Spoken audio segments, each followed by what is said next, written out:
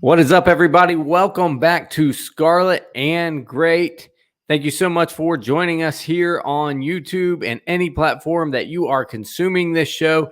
Very excited to announce the partnership with Zach Smith of Menace 2 Sports. And the show we are doing both a crossover show on his program. Make sure you check it out, Menace 2 Sports on YouTube, or download his podcast. However you consume that, make sure you subscribe to his channel. We'll do a show called Coach and the Bullet over on his show about Big Ten football. And then we'll do a crossover show on this channel talking about Ohio State specific football things through the eyes of a coach. It's going to be great insight. We're going to bring Zach in here just a minute. As always, we ask you to subscribe to this channel. Help us get to the 2,500 subscription mark by the start of the season. We are almost there, guys. And we very much appreciate any help you can give us in subscription. And if you think the Ohio State Buckeyes are going to win this game, please like this video and let us know below in the comments how you think it's going to go. Without further ado, I'm going to bring in the man, the myth, the legend, a good friend of mine, Coach Zach Smith. There he is, Coach. Welcome to the inaugural episode of Coach and the Bullet on the Scarlet and Great Network. Thank you so much. Yeah, I appreciate you having me, man. I'm excited about it. It'll be always good conversation, good insight, and fun to talk about Buckeye football and, Big Ten football in general. Yeah, hopefully people have jumped over to your channel by now that are watching this and seen us talk about the state of Midwest football and what it can do to come back to prominence. But it's a little bit of a journey, but I want to bring in your insight, Ohio State specifically, right? Yeah. You know what, Zach, before I do that, I want to make a quick plug. You and I have another event coming up together, a tailgate. Yes. The point, awesome, the really point on Lane, right? Yeah. It's the Charging on Lane is a partnership with that. You and I are going to do a pregame show. Braxton Miller's going to be there. And but Braxton's really gonna run it, and it's gonna be awesome. I mean, we got a bunch of good food options, a bunch of drink options. Buckeye Vodka's partnered with us, along with Screwball with peanut butter whiskey, and we're gonna have all kinds of seltzers and domestic beer. So, anyways, bunch of good food, wings, all kinds of stuff. Gonna kind of just pregame for the game, and then for those of you out there who don't have tickets, we're gonna watch the game there. All of us are gonna hang out. There's a bunch of TVs up there, and we'll just enjoy the Buckeye win, hopefully over Oregon on September 11th. Yeah, they're a lot of fun. Game watch locations, like it's more than just a pregame. Watching the game with I hopefully get them MC it on touchdowns and such again, and that's just a loud and rowdy crowd. Rowdy, but kid-friendly. People always ask, like, can I bring my kids? Yeah, there's always kids there. Oh, always kids. There's fun stuff for kids to do too. I mean, we're not going to have face painting or anything crazy, but there's stuff for them to do. They can hang out, good food, and it's just the like kids. watching The crowd at a house party with your friends or family. Right. The crowd's not so crazy at a noon game that you can't bring the kids. Yeah. No. So, well, Zach, big game coming up Thursday night, Ohio State versus Minnesota. And I have some questions about the mindset of the team and the strategy going into a game like this. So the coaches have this great responsibility, right? You receive the team from the strength and conditioning coach at the start of camp, right? He's got them apparently, at least in shape enough to go through camp. Right. And then you put them through camp, you see what you got, and you do this great balancing act of putting skills in the playbook together and then ramping it up to let them actually hit each other, but not too hard, but you want to instill toughness and you want to see competition. And then you got to taper it back down so you have a team that can be healthy and ready to go on the field on, we would say Saturday, but in this case, Thursday night. Right. Talk about what's Ryan Day doing, over the last week or so to taper off and have the team ready to go. Well, during the training camps, there's always kind of three phases, right? You go your install phase is the first third of training camp where you're really trying to get everything put in as fast as you can so you can have the full offense in and work through the kinks, right? And rep it all as much as you can. Then that second third of training camp is where you really develop your team.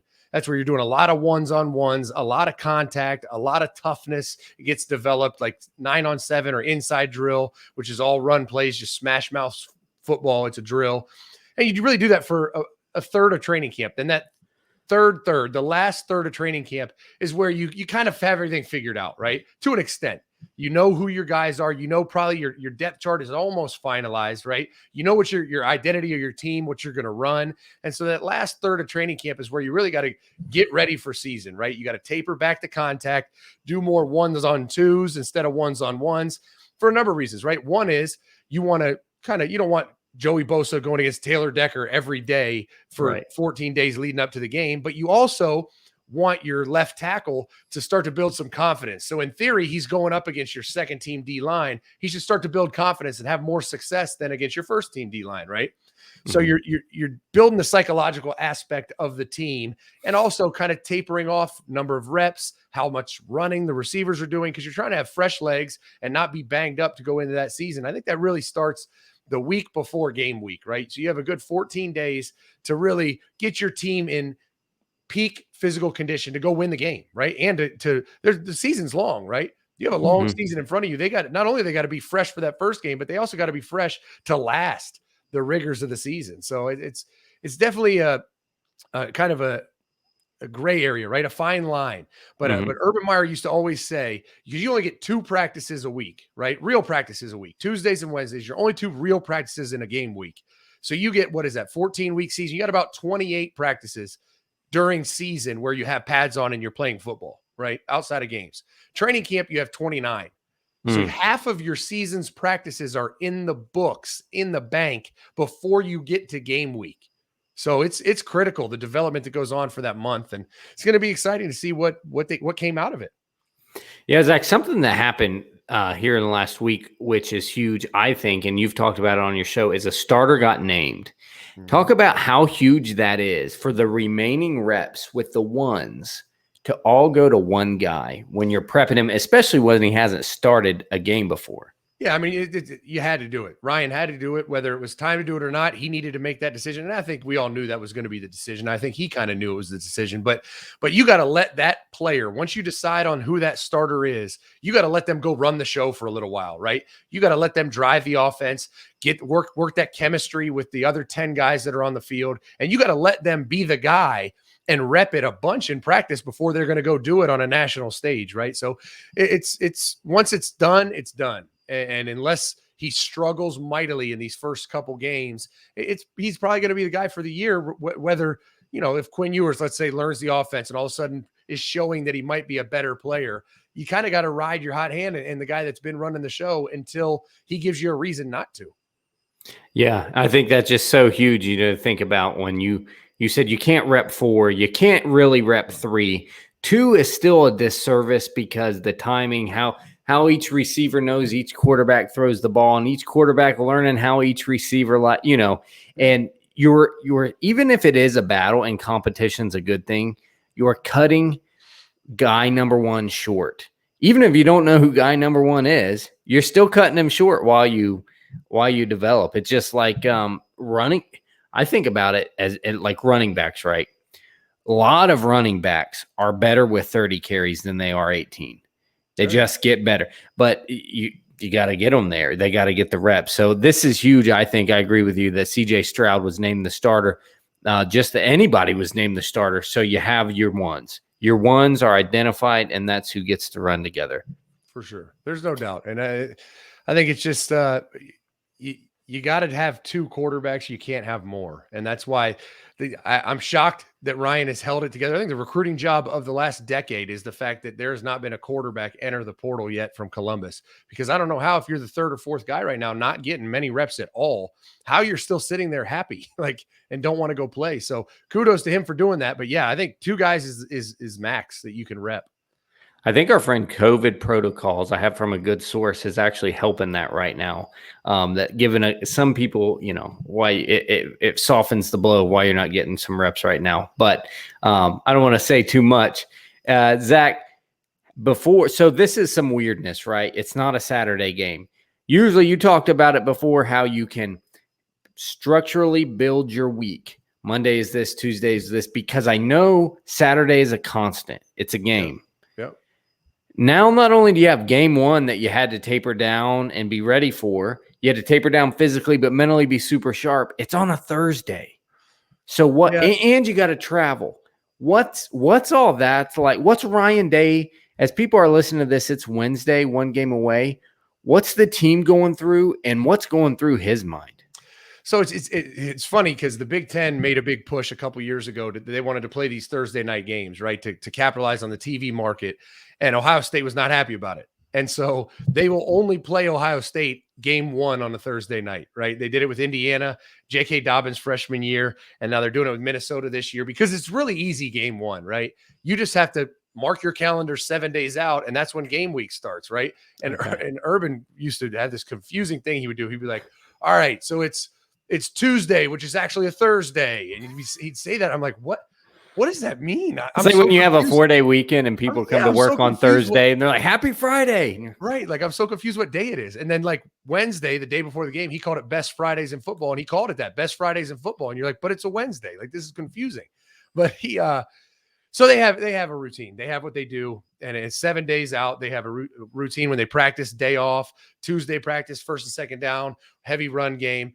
That Wednesday practice is more red zone situational stuff, third downs. That Thursday practice is kind of a perfect Thursday where you're trying to just sharpen up the tools and shine up the toys to make sure everything's cooking and ready to go. And then Friday, which would be today, Wednesday, is where you're doing a walkthrough. You have meetings, you're traveling, you're going to have a team dinner, you're going to have movies, play cards, that kind of stuff. Just kind of get yourself mentally prepared for the game tomorrow.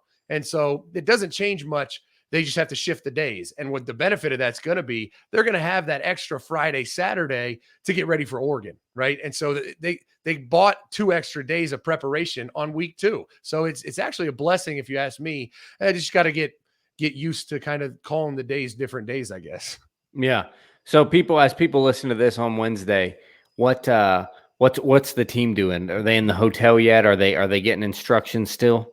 Yeah, so I mean, they'll show up this morning, depending on what time you watch this video. They'll show up in the morning and they'll have walkthroughs, they'll have meetings, they'll eat a meal, right? And they'll do all that at the Woody, and then they'll go to the airport.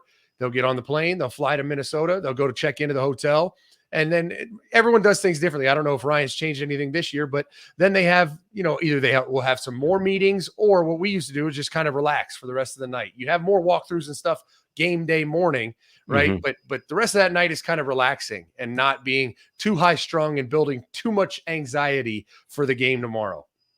Very cool. Last question while I got you here.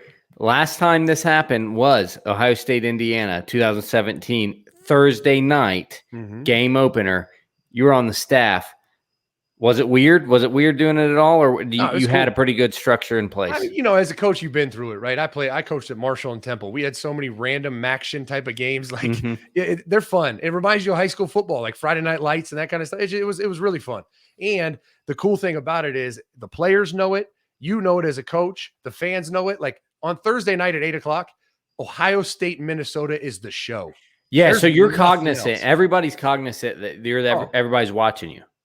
Everybody knows you, and no matter who you're playing. And we played Indiana, and I think it was 2017. You're right, and it was like, yeah, it's Indiana, and don't get me wrong, it's not a bad game, but we were the show. Everyone in the country was watching that game because it was opening week, first game of the year, right? And it's on a Thursday night, and it kicks off the first real weekend of college football. So it's an exciting game to play in. I loved it, and I'm sure they're going to love it on Thursday. All right, great. Well, everybody in the country better be watching Coach and the Bullet and the Buckeyes take on the Gophers on Thursday night. Zach, thanks so much for coming on, and we'll have you back on next week. Appreciate it, Johnny. Thanks. And no problem. As always, we say goodbye, God bless, and go Bucks.